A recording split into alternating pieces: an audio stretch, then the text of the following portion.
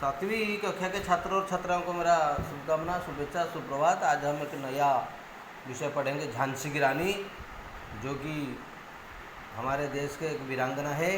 जब अंग्रेज़ों ने हम पर हुकूमत जाहिर किया था उस समय की बात है। ये झांसी की रानी लक्ष्मीबाई, ये नाम हमने सुना होगा, उन्हीं के बारे में ये कहानी है। हम पढ़ेंगे, उनके बारे में जानेंगे। तो ये जो झांसी की रानी है, हिम्मत तो निकले आगे। घोड़े पर सवार एक बालक ने अपने पीछे घोड़े पर आती है एक बालिका से कहा, मैंने आगर जो बालक जाऊँगी तो पछपटे जो बालिका जाऊँगी घोड़ा तांकर रेस चलती शिखौची आगर जो बालक जाऊँगी, उसके स्वर में चुनौती मैंने ललकार। अच्छा, तो यह बात दौड़ा घोड़ा अपने घोड़े पर जमकर बैठते हुए बालिका ने चुनौती स्वीकार की। सी भी ग्रहण कला से जो ललकार था। दोनों घोड़े हवा से बातें करने लगे, मैंने हवा से बातें करने लगे, मैंने तेज दौड़ने लगे। थोड़ी देर में ही बालिका ने अपनी साथी को जा पकड़ा। बराबर आते हुए बोली, अब बोलो और देखो हिम्मत। यह कहते कहते वो तेजी से आगे निकल गई। फिर तो उसने इतनी तेज घोड़ा दौड़ाया कि केवल धूल ही धूल दिखाई दी, घोड़ा और सवार नहीं। फिर भी बालक ने पीछा नहीं छोड़ा। इस प्रयत्न में उसका घोड़ा ठोकर खा गया और वह धम से नीचे जा गिरा। बालक चिल्लाया, मन्नू मैं गिर मरा, मैंने पड़ गया। अरे ये क्या? बालिका ने घोड़ा मोड़ दिया और वह बालक के पास जा पहुंची। फिर उसने बालक को उठाकर अपने घोड़े पर बैठाया और घर की ओर चल दी। रास्ते में बालक ने कहा, तुम तो घोड़े को बहुत तेज दौड़ाती हो मन्नू, तेज तुमने क्यों कहा था? हे हिम्मत, तो निकलो आगे, अब बताओ मुझ में हिम्मत है या नहीं? बालिका ने हंसते हुए कहा, हाँ तुम में हिम्मत है और बहादुरी भी। जब साहस भी अच्छी, बहादुरी भी अच्छी। बालक बोला। मन्नू बालक को घर ले आई और बिना सवार के घोड़े को आते देख सभी बहुत चिंतित थे। बालक को सकुशल देख सब बहुत खुश हुए। उन्होंने मनु की बहुत प्रशंसा की। जानते हो बच्चों, यह मनु कौन थी? यह जो लड़की, जो बालिका थी, उसका नाम था मनु। यह थी मोरपंत तांबे की बेटी, जो आगे चलकर झांसी की रानी लक्ष्मीबाई के नाम से प्रसिद्ध हुई। और यह बालक था पेशवा बाजीराव का पुत्र नाना साहेब। मनु नाना साहेब की मुँह बोली बहन थी, मैंने संपर्क भूमि। मनु का जन्म वाराणसी में हुआ था।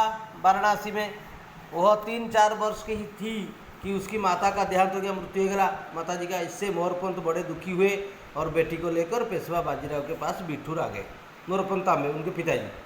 पेशवा बाजीराव मनु को बहुत प्यार करते थे। उसकी सुंदरता को देखकर वो उसे छबीली कहा करते थे। छबीली तक कहते, बहुत सुंदर दिखाते। तो बाजीराव ने अपने पुत्रों नाना साहब और राव साहब को घुड़सवारी सिखाने का प्रबंध किया। तो मनु कैसे पीछे रहती, वह भी उसके साथ घुड़सवारी करने का अभ्यास करती थी और थोड़े दिनों में वो अच्छी घुड़सवार बन गई, मैंने घोड़ा चलना सीख गया। नाना साहब और राव साहब के साथ मनु भी हथियार चलाना सीखने लगे, हथियार भी सीख लिया। थोड़े ही दिनों में उसने तलवार चलाना, भाला, बर्छा फेंकना, बंदूक से निशान लगाना, ये तरह तरह के जो अस्त्र विद्या उसने हासिल कर लिया। फिर वो तरह तरह के व्यायाम करती थी और थोड़े दिनों में वो अच्छी घुड़सवार, कुश्ती, मलखम्ब, कुश्ती करवा, मलखम्ब तो उसके प्रिय व्यायाम थे। जब मनु सयानी हो गई, बड़ी हो गई, तो उसकी शादी झांसी के राजा गंगाधर राव के साथ हो गई। झांसी में जाकर मनु रानी लक्ष्मीबाई कहलाने लगी। झांसी के राजमहल में लक्ष्मीबाई को पहले तो ऐसा लगा कि वे बंधन में पड़ गई हैं, पर बाद में उन्होंने महल में ही कुश्ती, जो बाहागर रहीगला, गोटे बाहागर होगी शाशुघर जावापर गोटे माहौलटा अलग होता है, नुआ लोक, नुआ संपर्क, नुआ परिवेश। तो सी जो जाकि नुआ महल पहुँची गले, टे बंधन भितर जमी गोटे बापघर थे गोटे स्वाधीन भाव में बाहला शाशुघर टे प्रथम बंधन भाया बंधन बांधला लगे। बाद में उन्होंने महल में कुश्ती, मलखम्ब आदि व्यायाम करने और हथियार चलाने का अभ्यास करना आरंभ कर दिया। उन्होंने स्त्रियों से कहा, तुम अपने को कमज़ोर मत समझो, खूब परिश्रम करो और शरीर को मजबूत बनाओ। वे दासियों को भी अपनी सहेली समझती थी। सभी स्त्रियों पर उनका ऐसा जादू चढ़ा कि उनमें से बहुत सी स्त्रियां व्यायाम करना और हथियार चलाना सीखने लगी। लक्ष्मीबाई धार्मिक ग्रंथों को श्रद्धापूर्वक पढ़ती थी। वे दान पुण्य भी खूब करती थी। जो भी कोई सहायता के लिए उनके पास आता, वह उनके दरवाजे से निराश नहीं लौटता। रानी के इस व्यवहार से झांसी के लोग उन्हें बहुत चाहते थे। तो तंकर एक प्रकार जो व्यवहार देखे समझता हूँ खुशी थे। कुछ समय बाद लक्ष्मीबाई ने एक पुत्र को जन्म दिया। तो सब कुछ अच्छा खासा चल रहा था। झांसी में प्रसन्नता की लहर दौड़ गई। तो यह बालक अभी 3 महीने का भी नहीं हुआ था कि चल बसा 3 मास ही नहीं तार से छुआटी मरीगला। तो महाराज गंगाधर राव इस धक्के को सहन नहीं कर सके और गंभीर रूप से बीमार पड़ गए। तेणु से बीमार रही गले ता बापा माने रानी लक्ष्मीबाई स्वामी महाराज गंगाधर राव जी की झांसी राजा। अपना अंत समय नज़दीक पास जानकर महाराज ने अपने ही वंश के एक बालक को गोद ले लिया। माने गोटे निज वंशर गोटे पुओ को निज गोद लेना माने पुओ हिसाब से स्वीकार पोष्य पुत्र ग्रहण करिया, ताकि झांसी की गद्दी का उत्तराधिकारी वारिस न रहने पर अंग्रेज उसे हड़प न कर जाए।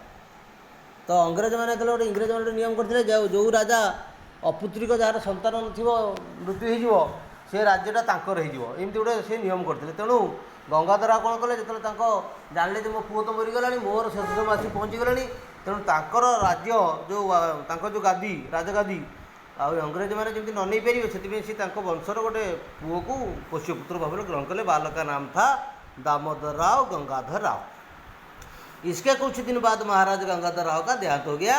झांसी में शोक के बादल छा गए। महाराज का देहांत होते ही अंग्रेजों को झांसी पर अधिकार करने का अवसर मिल गया। नियम कर तेणुक अवसर मिलगला। उन्होंने महाराज द्वारा गोद लिए बालक को उनका वारिस स्वीकार नहीं किया और झांसी को अपने राज्य में मिला गया। तेणु से ये जो पोष्यपुत्र कथाटा को ग्रहण कले नहीं कले ये पुओ ने तेणु राज्यटा को नहीं गले। तो आगे सन 1857 में देश में जगह जगह अंग्रेजों के खिलाफ विद्रोह शुरू हो गया था। कानपुर विद्रोहियों का गढ़ था। नाना साहब उनके नेता थे। नाना साहब जो तो उनकी मुँह बोली भाई। कानपुर से विद्रोह की लहरें झांसी तक आ पहुँची। झांसी की छावनी कि सिपाहियों ने अपने कुछ अंग्रेज अफसरों को मार डाला। ये देख बचे खुशी अंग्रेजों ने अपने बाल बच्चों को रानी के पास भेज दिया। पर जब शहर में भी विद्रोह फैल गया तब वे अपने स्त्री बच्चों को लेकर किले में चले गए। विद्रोहियों ने किला घेर लिया। तब अंग्रेजों ने किला छोड़ने का निश्चय कर लिया। जैसे ही वे बाहर आए सिपाही उन पर टूट पड़े और उन्हें मार डाला। महारानी को जब इस घटना का पता चला तो उन्हें बड़ा दुख हुआ। रानी जो झांसी रानी लक्ष्मीबाई को। अब रानी ने झांसी का शासन संभाल लिया। लगभग पाखापाखी 10 महीने तक रानी लक्ष्मीबाई ने झांसी पर राज किया। अंग्रेजों के मन में यह बात बैठ गई। तक धारणा होगला कि रानी लक्ष्मीबाई विद्रोहियों से मिली हुई है।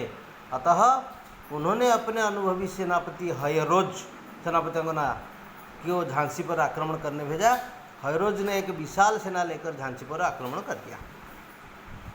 अंग्रेजों को इस आक्रमण से लक्ष्मीबाई घबराई नहीं। 2-4 दिनों में ही उन्होंने अंग्रेजों का सामना करने का प्रबंध कर लिया। उनकी प्रजा और सेना ने उनका पूरा साथ दिया। वे स्वयं घोड़े पर सवार होकर स्वयं युद्ध की तैयारियों को देखती थी। झांसी की स्त्रियां भी अपने रानी के साथ कमर कस कर मन संग मिलित भाव में अंग्रेजों का सामना करने के लिए तैयार हो गए। फिर आगे जो कालांश में हम पढ़ेंगे कि कैसे युद्ध हुआ और उन्होंने अपना जान न्यौछावर कर दिया। आज के लिए इतना ही।